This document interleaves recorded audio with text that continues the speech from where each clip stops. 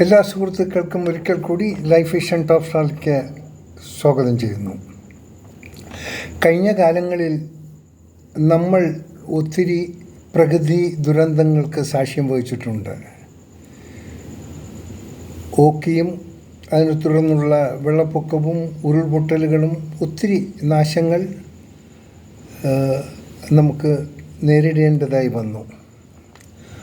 ആ ദുരന്തങ്ങൾ പെട്ടവരുടെ പുനരുദ്ധാരണത്തിനായി പലരും പല സഹായങ്ങളും ചെയ്തു. അതിൽ മറന്നുപോകാത്ത ഓർമ്മകൾ ഇന്നും നിൽപ്പുണ്ട്. സ്വന്തമായി വളർത്തിയ ഒരു ഉമ്മ ആ ആടിന് വരെ വിറ്റുള്ള ധനം, ചെറിയ തുകയാണെങ്കിലും ആ സഹായനിധിയിൽ ഏൽപ്പിക്കുകയും കുട്ടികളടക്കം ഹുണ്ടികൾ പൊട്ടിച്ച് അതിലുള്ള തുക വരെ സഹായമായി ചെയ്തെങ്കിലും ഇന്ന് നിലനിൽക്കുന്നത് അർഹിക്കുന്നവർക്ക് വേണ്ടിയുള്ള എല്ലാം അവരിലേക്ക് എത്തിയിട്ടില്ല. ഇന്നും ഓക്കി ദുരന്തം കഴിഞ്ഞ് വർഷങ്ങളായി. ഇന്നും അതിൻ്റെ ഫലങ്ങൾ നല്ല രീതിയിൽ ലഭിക്കാതെ ഇന്നും ക്യാമ്പുകളിൽ കഴിയുന്ന ആൾക്കാരും ഇല്ലാതില്ല. ഇതെല്ലാം നമുക്കറിയുന്നൊരു കാര്യങ്ങളാണ്.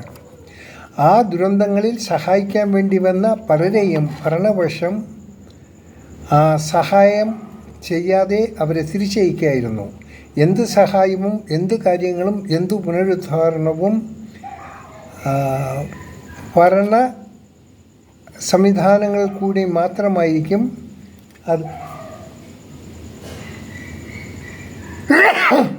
അത് നിർവഹിക്കാമെന്ന് അവർ പറയുകയുണ്ടായി.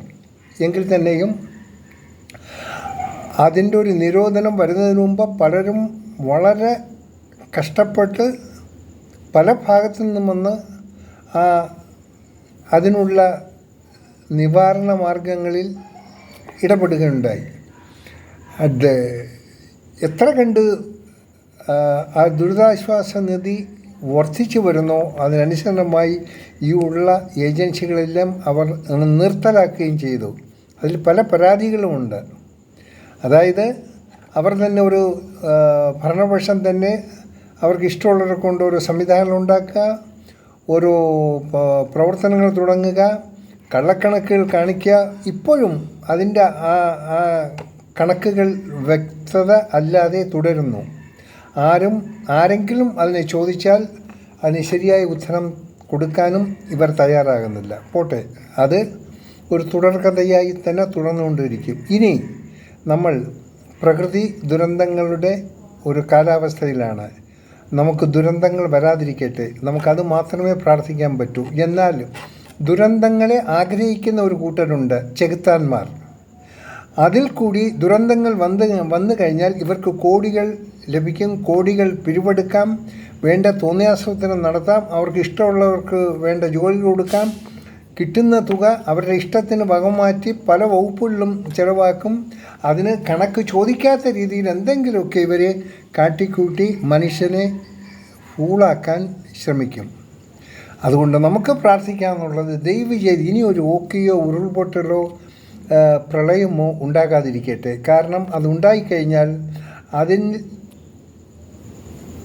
ആ പ്രകൃതി ക്ഷോഭത്തിൽ പെടുന്നവർ അവർക്ക് അർഹിക്കുന്ന ഒരു ആനുകൂല്യങ്ങളും കിട്ടില്ല. എന്തെങ്കിലും ചെറിയ ചെറിയ രീതിയിൽ കിട്ടുകയാണെങ്കിലും ആ പേരിൽ ബെനിഫിറ്റ് ഉണ്ടാക്കാൻ വേറെ ആൾക്കാർ കാത്തിരുന്നു. അവർക്ക് ഹൃദയം എന്നുള്ളത് ഒന്നില്ല.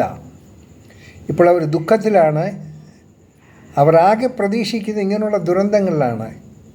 അതായത് കോവിഡ് വരുമ്പോൾ, മഹാമാരികൾ വരുമ്പോൾ, ദുരന്തങ്ങൾ വരുമ്പോൾ ഒക്കെ ഇവർക്കാണ് ഏറ്റവും കൂടുതൽ ബെനിഫിറ്റ് ഉണ്ടാകുന്നത്. സോ നമുക്ക് പ്രാർത്ഥിക്കേണ്ടത് ദുരന്തങ്ങൾ വരാതിരിക്കട്ടെ. ദുരന്തങ്ങൾ വന്നാൽ സഹായിക്കുന്നവരെ വിഡ്ഢികളാകത്തുള്ളൂ, അത് വാങ്ങുന്നവർ ധനികരാകും.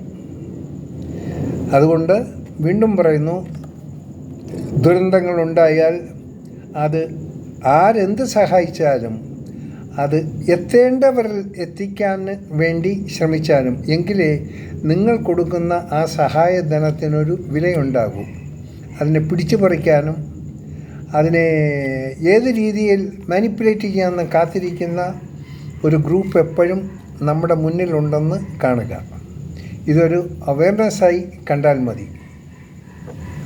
ഇത് കഴിഞ്ഞ കാലങ്ങളിൽ ഉണ്ടായ അനുഭവങ്ങളുടെ വെളിച്ചത്തിൽ പറയുകയാണ്.